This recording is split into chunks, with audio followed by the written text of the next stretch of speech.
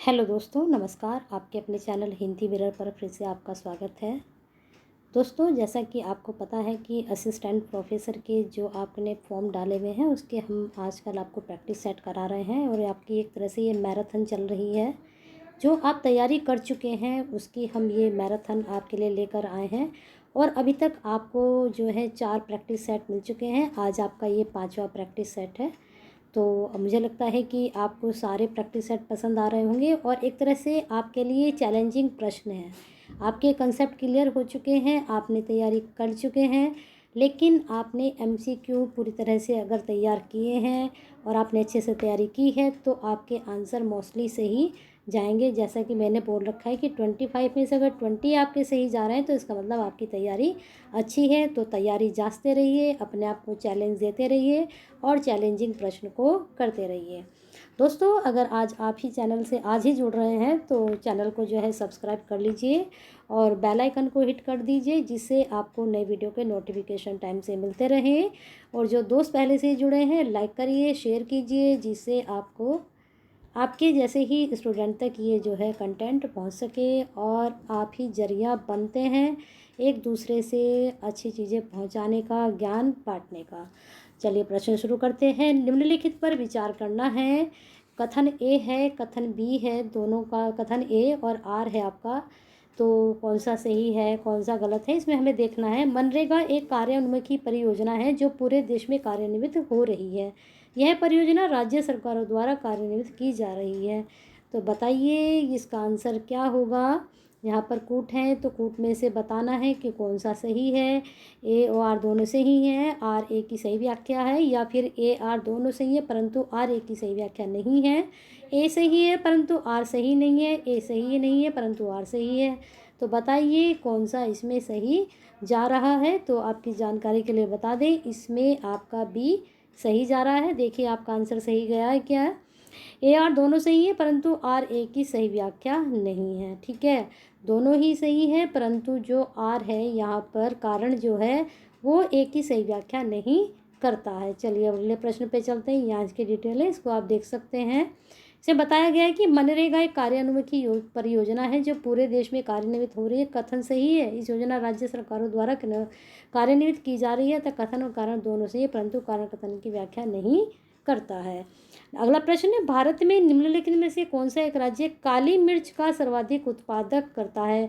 दोस्तों, ये जो मैं असिस्टेंट प्रोफेसर के लिए आपके 25 की ये श्रृंखला चल रही है प्रश्नों की, आपको पता है इसमें सारे प्रश्न मैं मिक्स करके लाती हूँ। तो मुझे लगता है कि आप लोग प्रश्न को तो पहचान ही जाते होंगे ना, कौन सी यूनिट से है और कौन से पोर्शन से लिया गया है। यूनिट में भी तो आपके कई सारे टॉपिक्स हैं, तो कौन से टॉपिक से आपका ये, तो आपको पता है ये वाला कौन से टॉपिक से है। बताइए कौन से टॉपिक में से है ये, तो कमेंट बॉक्स में बताएंगे को क्वेश्चन आपके कौन से टॉपिक में से चल रहे हैं।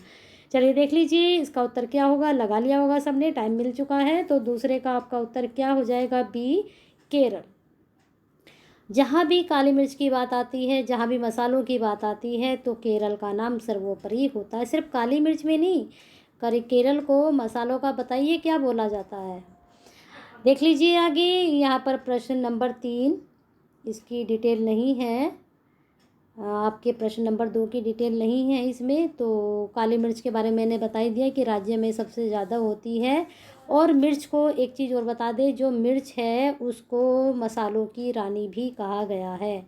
जो काली मिर्च है, ये जो काली मिर्च बताई है आपको, ये केरल में सबसे अधिक उत्पादक होता है इसका। लेकिन काली मिर्च के बारे में एक जानकारी दे देते हैं, इसको मसालों की रानी कहते हैं। नोट कर लीजिए अगर आपको नहीं पता है, मसालों की रानी कहा जाता है काली मिर्च को। चलिए अगले प्रश्न पर। यहाँ पर ये पुस्तक है, यहाँ पर रचयिता का नाम है, बताना है आपको। यहाँ पर इनका कूट है, इसमें से कूट में से आपको आंसर लगाना है। तो लगाइए दोस्तों। यहाँ पर थोड़ा इसको कर लेते हैं जिससे आपको सब कुछ दिखाई दे जाए इसमें। अब देखिए इसको। मिडनाइट चिल्ड्रन, रिलासेट the fortune at the bottom of the pyramid, Chetan Bhagat, the 3 mistakes of my life. ये तो आपने पिक्चर्स भी देख ली और ये तो पता ही है सबको। घर और दौलत, बताइए दोस्तों किसके होंगी ये। मुझे लगता है ये वाली तो मोस्टली क्या, मुझे लगता है सभी को पता होगी ये वाली, और ये मिडनाइट चिल्ड्रन भी सभी को पता होगी। हाँ, इन दो में थोड़ा सा आप कन्फ्यूज हो सकते हैं कि ये किसकी है। तो बताइए मिडनाइट चिल्ड्रन किसकी है। तो ए में आपका हो जाएगा, बताइए उत्तर, मिडनाइट चिल्ड्रन है सलमान रश्दी की, ठीक है। और आपकी the fortune at the bottom of the pyramid C K Prahalad की है, ठीक है। और द थ्री मिस्टेक, ये तो सभी को पता है, चेतन भगत जी के द्वारा लिखी गई है। और इनकी जितनी भी पुस्तक है काफ़ी अच्छी लिखी गई है, मैंने भी काफ़ी पढ़ी है आप भी। और इनकी पुस्तक पढ़ने के मोटिवेट तो होते ही हैं, सामने थोड़ा सा मनोरंजन भी रहता है इनकी पुस्तकों में, अच्छी भी लगती है पढ़ने में। और घर और अदालत किसकी है। तो अब बचे हैं कौन, लीला सेठ, तो ये इनकी है। तो इस तरह से आपको जो पता रहती है, मैंने कल की वीडियो में भी आपको बताया था, 4 जो नंबर की वीडियो आई थी आपकी, कि आपको जो पता है पहले आप उसको मैच करिए, उसके बाद जो बचता है फिर वहाँ अपनी ट्रिक लगाइए, अपना थोड़ा सा माइंड लगाइए, तो आपका आंसर इस तरह के मोस्टली सही जाते हैं। अगर आप थोड़ी सी भी ट्रिक लगाते हैं तो ये मैचिंग वाले जो प्रश्न अगर आप ध्यान से करेंगे तो ये 100% आपके सही जाएंगे, ठीक है। और जो इस तरह के प्रश्न होते हैं ना, ये वाले जो प्रश्न होते हैं आपके, यहाँ आप ये थोड़ा बताएंगे भी आगे चलकर। इनमें तो आपको सीक्वेंस याद करना पड़ेगा, इसमें तो क्रम में तो अनुक्रम में तो आपको पता ही होना चाहिए कहाँ से क्या है। फिर आप, अगर आपको इसमें से 4 दे रखे हैं ऑप्शन, 4 में से 2 का ही पता है तो फिर आप कर सकते हो। चलिए आगे देख लिए, हर हर क्वेश्चंस का अलग अलग पैटर्न है सॉल्व करने का। भारत के निम्नलिखित 4 राज्य अधिकतम नगरीय जनसंख्या रखने वाले स्थान पर हैं, निम्न आरोही क्रम में उनका कौन एक सही अनुक्रम है। अगर आपको पता है कि सबसे अधिक राज्य में किसकी है और सबसे कम हम किसकी लगा सकते हैं, तो दो तो अपना भी सोल्व हो जाते हैं। चलिए देख लीजिए इसका उत्तर है पश्चिमी बंगाल, तमिलनाडु, उत्तर प्रदेश और महाराष्ट्र। ये क्या कह रहा है कि राज्य 4 अधिकतम नगरीय जनसंख्या रखने वाले स्थान पर आरोही क्रम में लगाना है, अवरोही क्रम में नहीं, आरोही क्रम में लगाना है। पता है ना आरोही अवरोही क्या होता है, घटता हुआ बढ़ता हुआ, है नहीं। तो महाराष्ट्र में कितनी है 50, उत्तर प्रदेश में इतनी, तमिलनाडु में इतनी और पश्चिम बंगाल में इतनी। तो हमें आरोही क्रम में लगाना था, सबसे कम फिर उससे ज़्यादा फिर उससे ज़्यादा फिर उससे ज़्यादा, ठीक है। अगर अवरोही होता तो पहले सबसे कम फिर ऐसे हम बढ़ते चले जाते, ठीक है। चलिए अगले प्रश्न पे चलते हैं। उत्तर प्रदेश में अधिकतम जनसंख्या वाले निम्न 4 जिले हैं। सबसे अधिक जनसंख्या वाले निम्न में से उनका अवरोही, अब आ गया है आपका अवरोही, है ना, पहले आरोही था अब है अवरोही। तो 5वें का आपका उत्तर लगा लिया आपने सबने, अगर नहीं लगाया है तो हम आपको बता देते हैं। इसमें सबसे पहले इलाहाबाद, आजमगढ़, कानपुर और जौनपुर है। अब देख लीजिए कहाँ आपका पड़ रहा है। तो इसमें आंसर जो है सही कहीं नहीं है, ठीक है, कहीं भी सही नहीं है। पहले इलाहाबाद है, फिर आजमगढ़ है, उसके बाद जो है इलाहाबाद के बाद जो है आपका कानपुर है, लेकिन कानपुर कहीं नहीं आ रहा है। आजमगढ़ के बाद कानपुर यहाँ पर आ रहा है, यहाँ आ रहा है, लेकिन यहाँ आजमगढ़ नहीं आ रहा है। तो इसमें आंसर सही नहीं जा रहा है, तो इसमें कूट गलत था। नीचे दिए गए विकल्पों में से सही क्रम होगा इलाहाबाद, आजमगढ़, कानपुर और जौनपुर, ठीक है। चलिए आगे चलते हैं अगले प्रश्न पर। उत्तर प्रदेश के 4 जिलों जिनमें जनसंख्या घनत्व अधिकतम है का आरोही क्रम में निम्नलिखित में से अनुक्रम में से कौन सा एक सही है। आरोही अवरोही बड़े ध्यान से पढ़ना बच्चों, क्योंकि इनमें कंफ्यूज ना होना आप, आरोही बढ़ता हुआ अवरोही घटता हुआ है, तो इस तरह से आपको देखने हैं चीज़ें। तो बताइए इसमें आरोही क्रम कौन सा हो जाएगा। तो इसका आपका उत्तर हो जाएगा, सबसे पहले है गाजियाबाद, ठीक है, उसके बाद फिर वाराणसी, उसके बाद फिर लखनऊ। लेकिन यहाँ पर कहीं भी ये सही नहीं है, यहाँ पर भी ये गलत जा रहा है आंसर। तो यहाँ इसकी देख लीजिए सही आंसर क्या होगा, गाजियाबाद, वाराणसी, लखनऊ, संत रविदास और कानपुर नगर, ये वाला सही है। लेकिन ये 2000 जनगणना के अनुसार है ना। चलिए अगला प्रश्न, सिमुक के किस वंश का संस्थापक था, बताना है सिमुक के बारे में, किस वंश का संस्थापक था। तो बता देते हैं ये सातवाहन का संस्थापक था। इसके डिटेल आपको थोड़ा आगे बता देते हैं। सिमुक सातवाहन वंश का संस्थापक है। सातवाहन वंश का सबसे महान शासक गौतमीपुत्र सतकर्णी था, ठीक है, सातकर्णी था। सातवाहन वंश की स्थापना 1ली शताब्दी ईस्वी से पूर्व में थी, ठीक है। देख ले कितने पुराना ये वंश था। यहाँ पर देख लीजिए पर्यटक आकर्षण और स्थान। यहाँ पर पर्यटक यानी कि कबीर की समाधि, सलीम चिश्ती की दरगाह, गोविंद देव मंदिर, बोधि स्तूप, ये चारों कहाँ पर हैं, कौन से स्थान पर, इसको हमें मैच करना है। तो कबीर की समाधि तो सभी को पता है, कबीरदास जी की जो मृत्यु हुई थी मगर में हुई थी वहीं पर है। सलीम चिश्ती की सभी को पता है, फतेहपुर। अब ये दो बचे हैं, सभी को पता है कि बोध का जो ज़्यादा है। अब गोविंद देव मंदिर तो वृंदावन में होगा कृष्ण जी से संबंधित। तो ऐसे हम आइडिया लगाकर देख रहे हैं, हमने कूट भी नहीं देखा, हमने अपने आइडिया लगा लिए हैं कि यहाँ यहाँ ये आंसर आपका जाएगा, हमने खुद से लगा दिया। ऐसे ही आप खुद से लगाए कीजिए। यहाँ पर इसका कूट दिया गया है तो अब तो आराम से आप लगा सकते हैं। अब देखिए एक चीज़ और आती है आपके सामने, 4 हमें पता है कि 4 यहाँ पर आएगा, लेकिन 4 और कहीं नहीं है, तो यहाँ पर है 4। तो आप आँख बंद करके इसका आंसर लगा सकते हैं, है ना। देख लीजिए सलीम चिश्ती फतेहपुर सीकरी, और गोविंद मंदिर जो वृंदावन, और बोध स्तूप कुशीनगर। इस तरह से भी आप आंसर को करेंगे। अगर आपको एक भी सही पता है ना, और वो कहीं एक जगह ही आ रहा है, शुरू में ही आ रहा है, तो आपको कुछ भी टाइम वेस्ट नहीं होगा और आपका आंसर एकदम से हो जाएगा। चलिए आगे चलते हैं प्रश्न पर। अब यहाँ पर ये युद्ध है, यहाँ पर वर्ष दिए गए हैं, इतने ये वर्ष में कौन सा युद्ध हुआ है। अगर आपको इनमें से एक भी नहीं पता है कौन सा युद्ध कब हुआ है, तब आपके लिए मुश्किल खड़ी हो सकती हैं कि हमें कैसे यह आंसर करना है। तो अभी फ़िलहाल तो हम आपको बता देते हैं, अगर आपको पता है तो आप भी लगा लीजिए अपना आंसर, और नहीं पता है तो हमारे आंसर से मैच करिए और उसको नोट डाउन करिए। तो इसमें आपका बी सही होगा, 4 3 2 1, ठीक है। तो 56 में कौन सा युद्ध हुआ, पानीपत का द्वितीय युद्ध। 76 में कौन सा युद्ध हुआ, हल्दी घाटी। 17 और 19 में कौन सा हुआ, तृतीय मराठा। 99 में चतुर्थ मैसूर युद्ध। चलिए आगे चलते हैं, यहाँ पर इसको देख लेना आप। अगला प्रश्न फिर आपका कथन और कारण से आ गया है। देश का सबसे धनी मंदिर होने के कारण तिरुपति सदा चर्चा में रहता है, सभी को पता है। तिरुपति में प्रत्येक वर्ष भक्तगण बड़ी संख्या में आते हैं, क्या इसी वजह से वह धनी है। लेकिन अब देखना है हमें कि कौन से सही हैं कौन से गलत। ए आर दोनों सही, आर की सही व्याख्या है। ए आर दोनों सही परंतु आर ए की सही व्याख्या नहीं है। ए सही है परंतु आर सही नहीं है। ए सही नहीं है परंतु आर सही है। अब आप बता दीजिए इसमें कौन सा उत्तर होगा। इतना तो सभी को, अब देखिए इसमें तो कुछ भी दिमाग नहीं लगाना आप लोगों को, क्योंकि ये तो सभी को पता है, तिरुपति भी सभी जाते हैं। तो आपकी जानकारी में क्या आंसर सही जा रहा है, लगाइए जल्दी से इसका उत्तर। तो बताइए दोस्तों क्या हो जाएगा इसका उत्तर। तो मेरे हिसाब से तो इसका बी है, यार दोनों सही है, परंतु आर एक ही सही व्याख्या नहीं है। क्यों नहीं है, क्योंकि भक्तगण जरूरी नहीं कि भक्तगण की वजह से ही मंदिर धनी होते हैं, उनकी अपनी भी एक पॉलिसी चलती है धनी होने की मंदिरों की। चलिए, तिरुपति मंदिर देश का सबसे धनी मंदिर है। इस एवं तिरुपति प्रत्येक वर्ष भक्तगण बड़ी संख्या में आते हैं। दोनों कथन सही है, परंतु कारण कथन की सही व्याख्या नहीं है ना। 1990 के दशक से लागू आर्थिक नीति के परिणाम हुए हैं बढ़ा हुआ विदेश प्रत्यक्ष निवेश, उन्नत आर्थिक वृद्धि, गैर बराबर विकास, सामाजिक जीवन में एक परिवर्तन। नीचे दिए गए कूट में से सही उत्तर का चयन कीजिए, ए बी सी डी। बताइए कौन सा कूट सही होगा। आर्थिक नीति के परिणाम चारों ही हैं। अब चारों तो हाँ आ रखा है यहाँ भी सभी चारों, तो या फिर 1 2 है, 2 3 4 हैं, 1 2 3 हैं।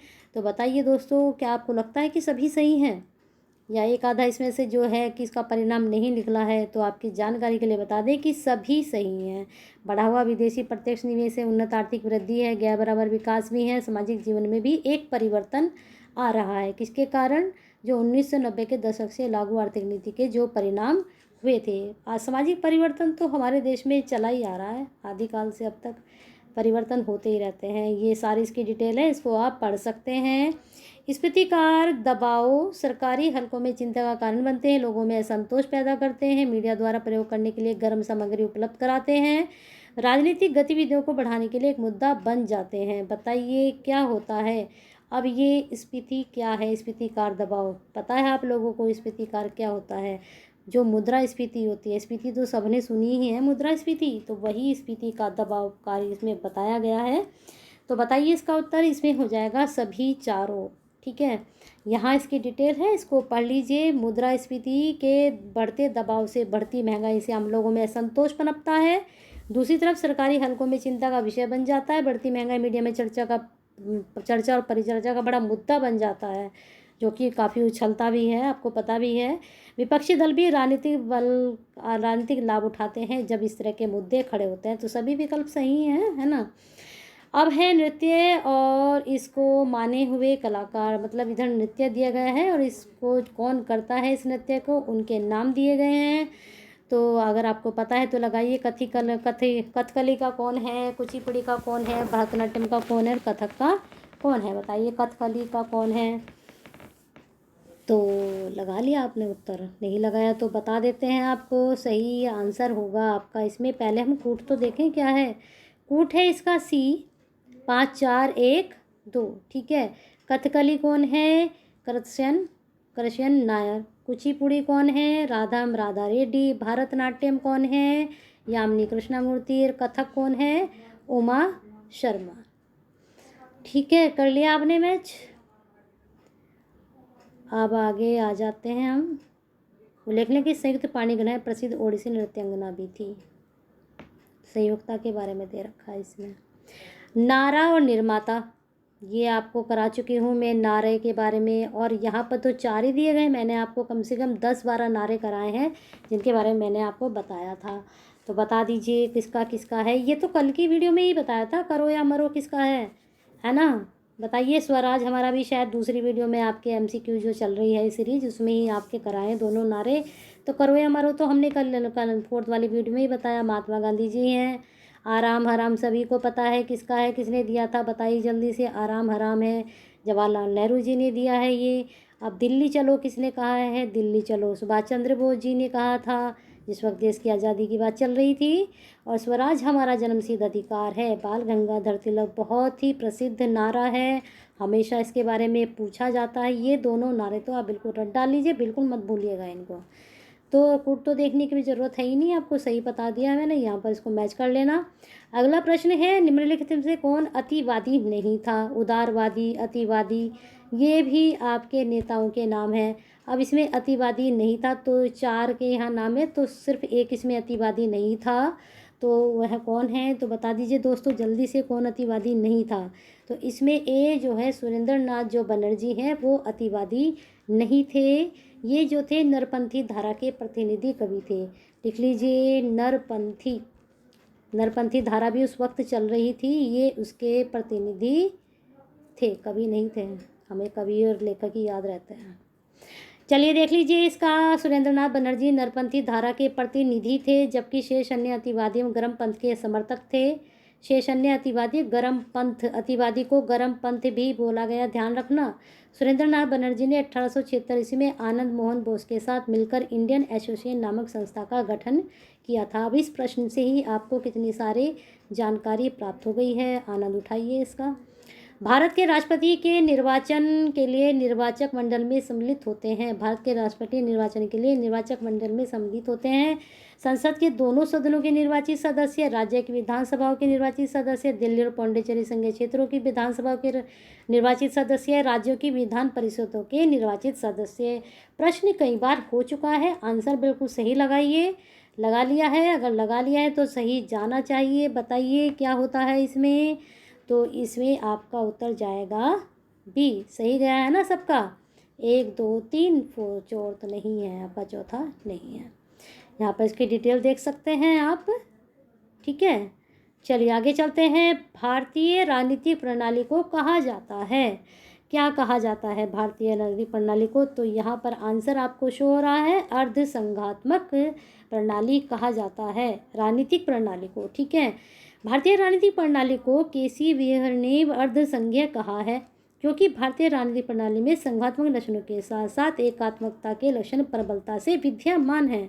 अब आपको सिर्फ इतना ही पता चलता है MCQ में, अगर कोई पूछता है कि किसने राजनीतिक प्रणाली का अर्ध संघात्मक, लेकिन आपको MCQ के साथ इतनी सारी जानकारी भी यहाँ प्राप्त हो रही है। प्रश्न अच्छे जा रहे हैं, ठीक है। लाइक और शेयर करते रहिए साथ साथ। जब कोई देश अपनी मुद्रा का अवमूल्यन करता है तो उसका प्रभाव होता है आयात सस्ते हो जाते हैं, निर्यात महंगे, आयात महंगे हो जाते हैं और निर्यात सस्ते। क्या होता है, आगे चलते हैं। आयात और निर्यात दोनों सस्ते हो जाते हैं और आयात और निर्यात दोनों महंगे हो जाते हैं। तो आपको उत्तर बता देते हैं, या तो आप लोग खुद लगाइए। जो कॉमर्स के स्टूडेंट हैं वो तो लगाए, उन्होंने तो सही लगाया ही होगा, लेकिन ह्यूमैनिटीज़ और साइंस के बच्चों के लिए बता देते हैं इसका उत्तर क्या सही जाएगा। इसका उत्तर सही जाएगा बी, आयात महंगे हो जाते हैं और निर्यात सस्ते। चलिए आगे चलते हैं प्रश्नों पर आपके। यहाँ इसकी डिटेल है, इसको पढ़ लीजिए। इलायची का महत्वपूर्ण उत्पादक इडुक्की स्थित है। अब इतना ही प्रश्न आपसे पूछा जा रहा है कि जो इलायची का उत्पादन करता है वह इडुक्की है सबसे ज़्यादा, लेकिन यह कहाँ है ये बताना है आपको। तो 23 का आपका उत्तर क्या हो जाएगा? लगाया सबने इडुक्की कहाँ है। अभी हमने मसालों की बात छेड़ी थी आपसे, काली मिर्च क्या कहलाती है और मसाले, तो मसालों में इलायची भी आती है, तो कहाँ होगा? केरल में, है ना। तो उत्तर सही जा रहा होगा सबका। यहाँ इसकी डिटेल है, इसको लगा लेना आप। ज़्यादा डिटेल नहीं है, हल्की सी इसमें डिटेल दी गई है। अब यहाँ पर अधिनियम है, प्रमुख विशेषता है। अधिनियम ये जारी जो हैं इनकी क्या विशेषता रही हैं, तो इसके बारे में इसके सामने दिया गया है। तो आपको बताना है कौन सी किससे मैच करेगी, बताइए यहाँ पर।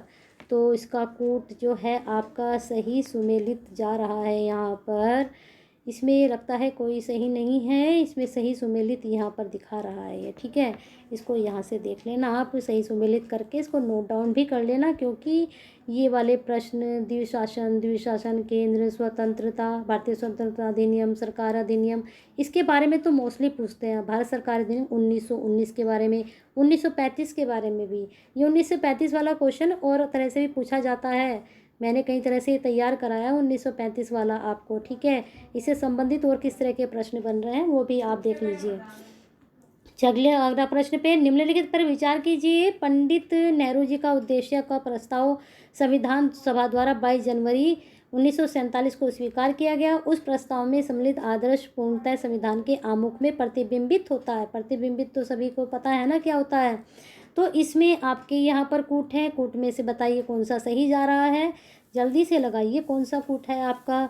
अगर हमसे मैच कर रहा है तो बहुत अच्छा है, नहीं मैच कर रहा है तो तैयारी कीजिए। और अभी आपको कहा था कि अगर सही जा रहे हैं तो आपकी तैयारी अच्छी है, नहीं जा रहा है तो तैयारी करने की ज़रूरत है। और आपको मैंने आज ही बताया था वीडियो में, पहली वीडियो जो डाली थी, कि अब हम जो हैं आपके लिए कंसेप्ट भी क्लियर करेंगे, सारे ही यूनिट्स जितनी आपकी हैं। तो आपका इसका उत्तर क्या हो जाएगा? ए आर दोनों सही है और आर ए की सही व्याख्या कर रहा है ना। चलिए आगे चलते हैं, यहाँ इसकी डिटेल देख सकते हैं। स्वाधीनता आंदोलन से संबंधित निम्नलिखित कथनों में से कौन सा एक सही नहीं है? इसके बारे में सभी बात जानते हैं, स्वाधीनता आंदोलन के बारे में। स्वतंत्रता आंदोलन तो साइमन कमीशन का काले झंडों तथा तूफानी प्रदर्शन से स्वागत किया गया, सही हो सकता है।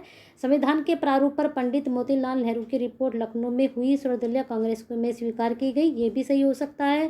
पूर्ण स्वराज का प्रस्ताव लखनऊ के कांग्रेस अधिवेशन में पारित हुआ, अब ये सही नहीं हो सकता है या सही हो सकता है, इसमें हम कंफ्यूज हैं। आगे चलते हैं। 1930 में दांडी मार्च सविनय अवज्ञा आंदोलन का प्रारंभ माना जा सकता है, तो यहाँ हम डाउटफुल हैं, तो देख लेते हैं इसको। तो यही सही नहीं है, बाकी आपके सब सही हैं। चलिए, एक दलीय शासन प्रावधान क्या है? सरकार में अधिक स्थायित्व के लिए, दल में और अधिक अनुशासन के लिए, सरकार द्वारा दृढ़ता के लिए, दल में और अधिक अनुशासनहीनता के लिए। तो आपका मुझे लग रहा है इसमें फोर्थ सही जाएगा या नहीं जाएगा? ये तो शायद आपका सही बिल्कुल भी नहीं जाएगा। तो हम ये 3 तो सही जा सकते हैं, लेकिन ये तो बिल्कुल ही गलत हमें लग रहा है। तो कोड देखते हैं इसके, 1 2 1 2 4 1 2 3, तो इसका सी ही सही है। यहाँ पर इसका देख लीजिए अच्छे से। भारत क्या है ये भी आपका कोट में है। एक लोकतांत्रिक गणतंत्र है, एक प्रतिनिधिक लोकतंत्र है, एक लोकतांत्रिक समाज है, समाजवाद में बंधा हुआ है। बताइए भारत क्या है? भारत में आप रहते हैं तो भारत के विषय में आपको जानकारी होनी चाहिए। और प्रश्न कहाँ से उठाया गया है? आपके राजनीति से।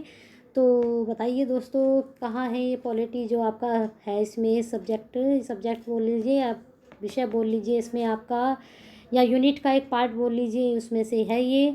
तो भारत क्या है, भारत की जानकारी आपको पता है तो लगाइए सही आंसर। तो सही आंसर है इसका आपका सभी चारों, ठीक है। इसके चारों ही ऑप्शन सही हैं। एक लोकतांत्रिक गणतंत्र है, भारत में एक प्रातिनिधिक लोकतंत्र है, भारत एक लोकतांत्रिक समाज है, भारत समाजवाद से बंधा हुआ है। तो इस प्रकार से आपके सारे प्रश्न कंप्लीट हो चुके हैं। इसमें आपको कितनी सारी चीज़ें पता चल गई हैं और प्रश्न आपका इकलौता भी बन सकता है यहाँ से, ठीक है। तो चारों को अच्छे से पढ़ लीजिए। वीडियो पसंद आई है तो करिए ज़्यादा से ज़्यादा लाइक एंड शेयर, और हिंदी मिरर के साथ ऐसे ही जुड़े रहिए और अपना प्यार और साथ ऐसे ही बनाए रखिए।